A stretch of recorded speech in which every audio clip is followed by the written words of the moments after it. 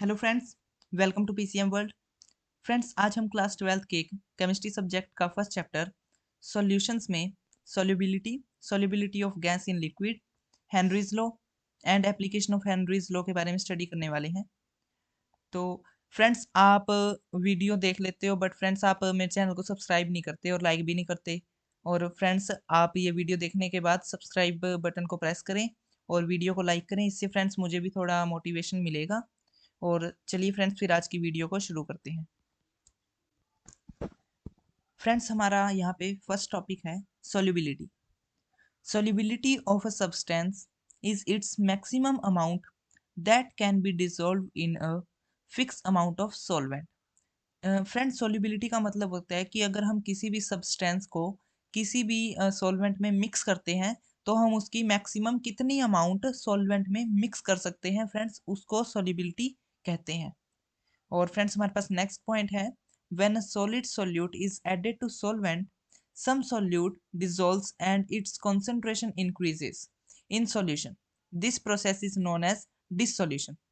Friends, यहाँ पे इसका मतलब है कि अगर हम हमारे पास कोई सोल्यूट है which is in form of solid, तो अगर हमारे पास कोई सॉलिड सोल्यूट है और अगर हम उसको किसी सॉल्वेंट में मिक्स करते हैं तो जब सोल्यूट सॉल्वेंट में डिसॉल्व होने लगता है तो सोल्यूट की कॉन्सेंट्रेशन इंक्रीज होने लगती है। एंड फ्रेंड्स, इस प्रोसेस को हम क्या कहते हैं? डिसोल्यूशन। तो इसका फ्रेंड्स यही मतलब है कि पहले हमारे पास सॉल्यूशन में ओनली सॉल्वेंट था, बट जब हमने उसमें सॉलिड सोल्यूट को ऐड किया तो सोल्यूट की कॉन्सेंट्रेशन इंक्रीज होने लग गई और इसी प्रोसेस को कहते हैं डिसोल्यूशन। एंड फ्रेंड्स, हमारे पास नेक्स्ट पॉइंट है some solute particles in solution collide with the solid solute particles and get separated out of solution. This process is known as crystallisation. इसका फ्रेंड्स मतलब ये है कि अगर हमारे पास पहले सॉल्यूशन था जिसमें सोल्यूट एंड सॉल्वेंट हमने मिक्स किया हुआ था और उसके बाद में जब हमने सॉलिड सोल्यूट को सॉल्यूशन में डाला, मिक्स किया, तो फ्रेंड जोन से सोल्यूट के पहले पार्टिकल्स थे जोन से डिसॉल्व हुए हुए थे पहले ही, वो जोन सा हमारा सॉलिड सोल्यूट है उसके साथ कोलाइड करेंगे एंड उसके साथ कोलाइड करके वो क्रिस्टल की फॉर्म में तैयार होंगे एंड वो सॉल्यूशन से बाहर हो जाएंगे। मीन्स दैट कि वो सॉल्यूशन में जैसे कि अगर हमारे पास कोई लिक्विड सॉल्यूशन है तो उनके क्रिस्टल्स बन जाएंगे in the form of solid. और फ्रेंड्स, इसी प्रोसेस को कहते हैं क्रिस्टलाइजेशन। इसमें फ्रेंड्स हमको सोल्यूट के क्रिस्टल्स मिलते हैं। एंड फ्रेंड्स, हमारे पास नेक्स्ट पॉइंट है at point of equilibrium number of solute particles going into solution will be equal to solute particles separating out.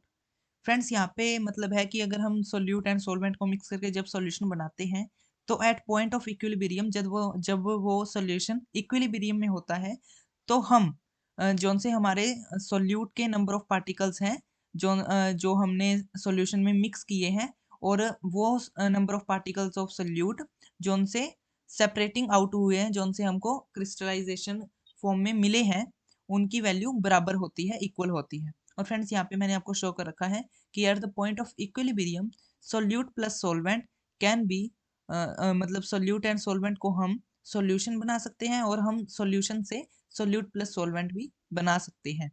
तो ये इनवर्स रिएक्शन होती है। एंड फ्रेंड्स, हमारे पास नेक्स्ट पॉइंट है at this dynamic equilibrium concentration of solute in solution will remain constant at given temperature and pressure।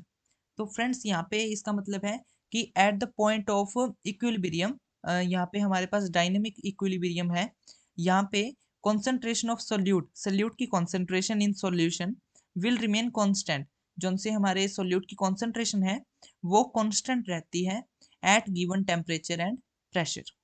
And friends, हमारे पास next point है such a solution in which no more solute can be dissolved at the same temperature and pressure is called a saturated solution। And friends, इसका मतलब है कि हमारे पास अगर कोई सॉल्यूशन है और अगर हम उसमें और सोल्यूट मिक्स करने की कोशिश करते हैं बट उसमें सोल्यूट मिक्स नहीं होता है तो फ्रेंड्स उसको हम at the same temperature and pressure, तो फ्रेंड्स इसकी कंडीशन यही है कि हमारे पास टेम्परेचर एंड प्रेशर कांस्टेंट होना चाहिए, सेम होना चाहिए। तो फ्रेंड्स, अगर हमारे पास कोई सॉल्यूशन है at same temperature and pressure और अगर हम उसमें और सोल्यूट मिक्स नहीं कर पा रहे हैं तो हम उस सॉल्यूशन को सैचुरेटेड सॉल्यूशन कहते हैं। एंड फ्रेंड्स, चलते हैं नेक्स्ट स्लाइड पर। यहाँ पे फ्रेंड्स हमारे पास पॉइंट है अनसैचुरेटेड सॉल्यूशन। तो फ्रेंड्स हमने पिछली स्लाइड में सैचुरेटेड सॉल्यूशन के बारे में पता किया है, उसकी डेफिनेशन देखी है। एंड फ्रेंड्स हमारे पास यहाँ पे अनसैचुरेटेड सॉल्यूशन है, इसकी डेफिनेशन है a solution in which more solute can be dissolve. ये फ्रेंड जस्ट ऑपोजिट होता है सैचुरेटेड सॉल्यूशन से। इसका फ्रेंड्स मतलब है कि हमारे पास जो सा सैचुरेटेड सॉल्यूशन है हम उसमें मोर सोल्यूट डिसॉल्व नहीं कर पाते, बट फ्रेंड्स अनसैचुरेटेड सॉल्यूशन में हम मोर सोल्यूट को डिसॉल्व कर पाते हैं। एंड फ्रेंड्स यहाँ पे हमारे पास नेक्स्ट है effect of temperature. If in a saturated solution the dissolution process is endothermic, then on increase of temperature solubility increases। Friends यहाँ पे इसका मतलब है कि हमारे पास कोई सैचुरेटेड सॉल्यूशन है जिसमें कि हम मोर सोल्यूट डिसॉल्व नहीं कर सकते, तो फ्रेंड्स यहाँ पे डिसोल्यूशन प्रोसेस होता है वो एंडोथर्मिक होता है। एंडोथर्मिक का मतलब होता है फ्रेंड्स कि जिस प्रोसेस को करने के लिए हमको एनर्जी देनी पड़े या फिर हमको टेम्परेचर को इंक्रीज करना पड़े या फिर हम किसी भी फॉर्म में उस रिएक्शन को एनर्जी देते हैं, तो उस रिएक्शन को एंडोथर्मिक रिएक्शन कहते हैं। और यहाँ पे friends the dissolution process is endothermic. मतलब फ्रेंड्स यहाँ पे सोल्यूट जौन सा है वो अपने आप तो डिसॉल्व होगा नहीं क्योंकि यहाँ पे सैचुरेटेड सॉल्यूशन है, बट फ्रेंड्स अगर हमको और भी सोल्यूट हमारे सॉल्यूशन में डिसॉल्व करवाना है तो हम उसको टेम्परेचर के फॉर्म में एनर्जी देंगे। इसलिए फ्रेंड्स यहाँ पे हमारे पास ये रिएक्शन एंडोथर्मिक होती है। और यहाँ पे इसका टेम्परेचर पे इफेक्ट क्या है कि अगर हम टेम्परेचर को बढ़ाएंगे इंक्रीज करेंगे तो सोल्यूबिलिटी भी इंक्रीज होगी। तो इसका मतलब है फ्रेंड्स कि solubility is directly proportional to change in temperature, कि जैसे जैसे हम टेम्परेचर को इंक्रीज करेंगे solubility will increase. And friends जैसे कि हम जानते हैं कि हमारे पास दो टाइप की रिएक्शन होती है, एंडोथर्मिक एंड एक्सोथर्मिक। तो फ्रेंड्स एंडोथर्मिक का तो मैंने जैसे कि आपको बता दिया कि जिस रिएक्शन को करवाने के लिए हमको एनर्जी देनी पड़े, और एक्सोथर्मिक का फ्रेंड्स मतलब होता है जिस रिएक्शन को करवाने के लिए हमको एनर्जी ना देनी पड़े, जोन सी रिएक्शन अपने आप हो। तो यहाँ पे फ्रेंड्स टेम्परेचर का क्या असर पड़ता है कि then on increase of temperature solubility decreases. तो फ्रेंड्स ये एंडोथर्मिक रिएक्शन के जस्ट ऑपोजिट होता है। यहाँ पे change in temperature is directly proportional to solubility, but exothermic के लिए change in temperature is inversely proportional to solubility. इसका फ्रेंड्स मतलब है कि हम जैसे जैसे टेम्परेचर को इंक्रीज करेंगे solubility will decrease. And friends हमारे पास नेक्स्ट पॉइंट है pressure does not have any significant effect on solubility of solids in liquids because solid and liquid both are incompressible। जैसे कि फ्रेंड्स हमने यहाँ पे देखा कि effect of temperature on solubility, तो यहाँ पे फ्रेंड्स जैसे कि आपको मैंने बता दिया एंडोथर्मिक एंड एक्सोथर्मिक के बारे में, बट फ्रेंड्स अगर हम प्रेशर की बात करें तो प्रेशर और सोल्यूबिलिटी के बीच में कोई यहाँ पे रिलेशन डिफाइन नहीं होता, क्योंकि जोन सी solubility of solids in liquids है कि अगर हम किसी सॉलिड को किसी लिक्विड में सोल्यूबल करवाते हैं, मिक्स करते हैं, तो उसका चेंज इन प्रेशर पे कोई अपने पास सिग्निफिकेंट नहीं होता। जैसे कि फ्रेंड्स यहाँ पे solubility of solids in liquids, यहाँ पे कोई डिपेंडेंस सोल्यूबिलिटी की प्रेशर के ऊपर नहीं होती, क्योंकि solids and liquid both are incompressible, हम उनको कंप्रेस नहीं कर सकते। एंड फ्रेंड्स हमारे पास नेक्स्ट टॉपिक है solubility of gas in liquid. तो जैसे कि मैंने यहाँ पे आपको बता दिया कि सॉलिड्स इन लिक्विड्स, यहाँ पे इसकी सोल्यूबिलिटी का प्रेशर पे कोई इफेक्ट नहीं पड़ता है। और हमारे पास जो सा नेक्स्ट टॉपिक है solubility of gas in liquid. यहाँ पे फ्रेंड्स हम गैस को लिक्विड में मिक्स करवाते हैं और यहाँ पे हम मेनली सोल्यूबिलिटी ऑफ गैस के बारे में बात करेंगे। तो फ्रेंड्स यहाँ पे हमारे पास फर्स्ट पॉइंट है factors affecting solubility of gas in liquid. तो फ्रेंड्स यहाँ पे हम मेनली सोल्यूबिलिटी ऑफ गैस की बात करेंगे जब हम किसी भी गैस को लिक्विड में मिक्स करते हैं। तो फ्रेंड्स यहाँ पे हमारे पास सबसे पहला फैक्टर है नेचर ऑफ गैस। यहाँ पे फ्रेंड्स ये नेचर ऑफ गैस पे डिपेंड करेगा कि हमारे पास अगर कोई गैस का साइज बड़ा है या फिर किसी गैस का साइज छोटा है, तो वो उस पर कैसे डिपेंड करता है वो हम आगे देखते हैं। और यहाँ पे friends solubility of gas temperature पे भी डिपेंड करती है, नेचर ऑफ लिक्विड पे भी डिपेंड करती है, एंड प्रेशर पे भी डिपेंड करती है। तो फ्रेंड्स चलिए हम आगे देखते हैं। एंड फ्रेंड्स यहाँ पे हमारे पास solubility of gas in liquid में मेन टॉपिक होता है Henry's law. And friends Henry's law की डेफिनेशन आपको याद रखनी है, ये वेरी इंपॉर्टेंट है। एंड इसकी डेफिनेशन है the solubility of a gas in a liquid at a given temperature is directly proportional to the pressure at which it is dissolved। तो फ्रेंड्स यहाँ पे हमारे पास कंडीशन देखिए क्या क्या है कि जो सा हमारे पास टेम्परेचर है वो कांस्टेंट होना चाहिए, वो सेम होना चाहिए।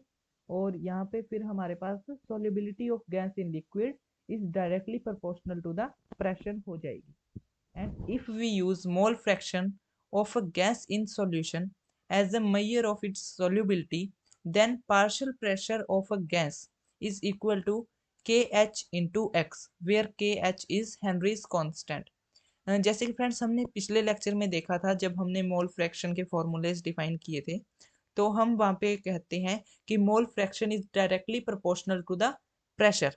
एंड फ्रेंड्स यहाँ पे वही है कि mole fraction is directly proportional to the pressure. And जो हमारे पास मोल फ्रैक्शन है वो हम इन टर्म्स ऑफ सोल्यूबिलिटी में डिफाइन करते हैं, क्योंकि यहाँ पे हमारे पास जितना ज़्यादा मोल फ्रैक्शन होगा हमारे पास सोल्यूबिलिटी भी उतनी ही ज़्यादा होगी। और इसलिए mole fraction is directly proportional to the solubility. और यहाँ पे हमारे पास pressure is directly proportional to the mole fraction.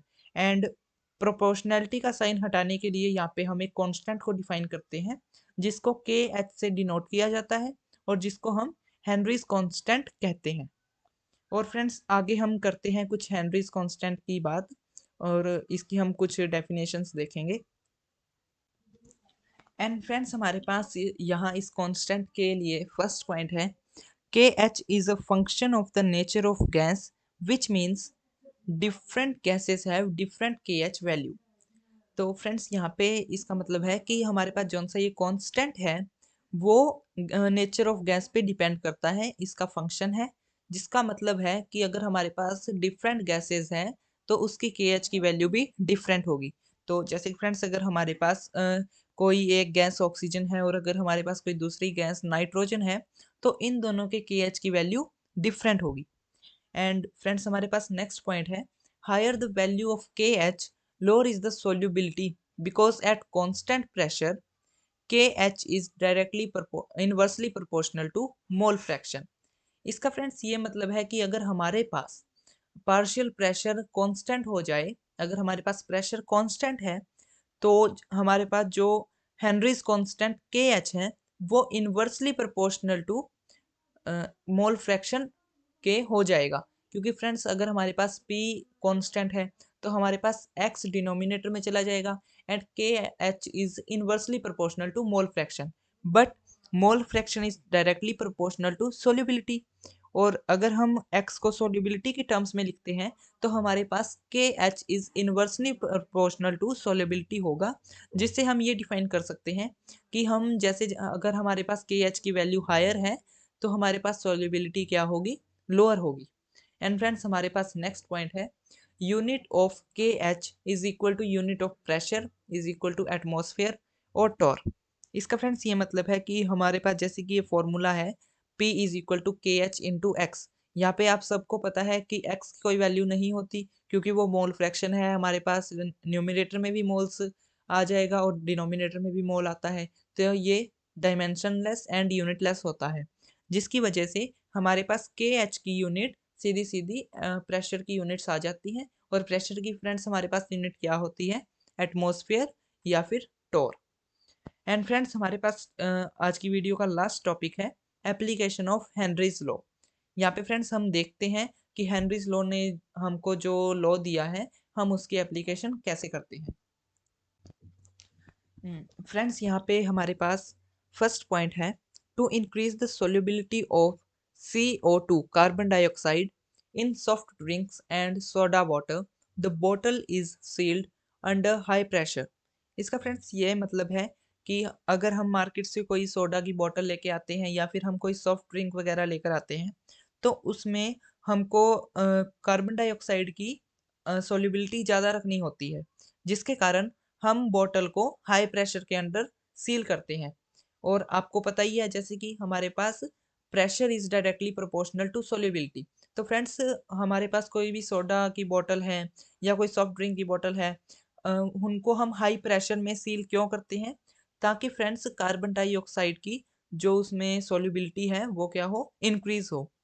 And friends, हमारे पास नेक्स्ट पॉइंट है, at higher altitudes the partial pressure of oxygen is less than that at ground level. इसका friends मतलब है कि हम अगर ऊंचाइयों पे जाएं, हायर एल्टीट्यूड्स पे जाएं, तो उधर ऑक्सीजन का जो पार्शियल प्रेशर होता है वो हमारे ग्राउंड के लेवल से कम होता है। This leads to low concentration of oxygen in blood. इसका फ्रेंड्स मतलब है कि मान लो अगर हम हायर एल्टीट्यूड्स, हम धरती के सरफेस के, अर्थ के सरफेस के बहुत ऊपर चले जाएं, तो उधर ऑक्सीजन का पार्शियल प्रेशर क्या होगा, ग्राउंड के लेवल से बहुत कम होगा, जिसके कारण ऑक्सीजन, हमारे ब्लड में ऑक्सीजन की कंसंट्रेशन क्या होगी, लो हो जाएगी। और low blood oxygen causes climbers to become weak and unable to think clearly, symptoms of a condition known as anoxia। इसका फ्रेंड्स ये मतलब है कि अगर हम हायर एल्टीट्यूड्स पे जाएं, अर्थ के सरफेस से काफ़ी ऊपर जाएं, तो उधर ऑक्सीजन के प्रेशर की वैल्यू जो होती है वो ग्राउंड के लेवल से बहुत कम होती है, जिसके कारण हमारे ब्लड में ऑक्सीजन की कॉन्सेंट्रेशन लो होने लगती है। और अगर हमारे ब्लड में ऑक्सीजन की कॉन्सेंट्रेशन लो होगी, तो हम हमारे हमको वो वीक करेगी and enable to think clearly. तो हम अच्छी तरह से सोच भी नहीं पाएंगे और हम अपने आप को बहुत वीक महसूस करेंगे। और फ्रेंड्स, इसी कंडीशन को क्या कहते हैं, इन्हीं सिम्टम्स को क्या कहते हैं, एनोक्सिया। ये फ्रेंड्स एक प्रकार की कोई ये कंडीशन है कि अगर हम हायर एल्टीट्यूड्स पे जाते हैं, तो हम अपने आप को वीक फील करते हैं और हम कुछ अच्छी तरह सोच नहीं पाते, और इसी कंडीशन को एनोक्सिया कहते हैं। तो फ्रेंड्स, आज की वीडियो में इतना ही। अगर आपको वीडियो अच्छी लगी हो तो वीडियो को लाइक ज़रूर करें, और फ्रेंड्स मेरे चैनल को सब्सक्राइब करें, बेल आइकन को प्रेस करें, ताकि फ्रेंड्स मुझे भी मोटिवेशन मिले। और फ्रेंड्स, अगर आपको इस वीडियो के किसी भी टॉपिक से या फिर क्लास 12 के किसी भी चैप्टर के किसी भी टॉपिक से अगर आपको कोई भी प्रॉब्लम, क्वेश्चन हो, क्वेरी हो, तो आप मुझे कमेंट करके ज़रूर पूछ सकते हैं। मैं फ्रेंड्स उसका आंसर ज़रूर दूंगा। और फ्रेंड्स, आज की वीडियो को देखने के लिए धन्यवाद। और फ्रेंड्स, मैंने केमिस्ट्री, मैथ एंड फिज़िक्स पे और भी काफ़ी वीडियोस बना रखी हैं, और मैं अपनी तीनों सब्जेक्ट की प्लेलिस्ट का लिंक डिस्क्रिप्शन में डाल दूंगा, और फ्रेंड्स आप उनको जाके ज़रूर चेकआउट कर सकते हैं। तो फ्रेंड्स, थैंक यू, और बने रहिए हमारे चैनल के साथ, स्टडी करते रहिए। Thank you friends.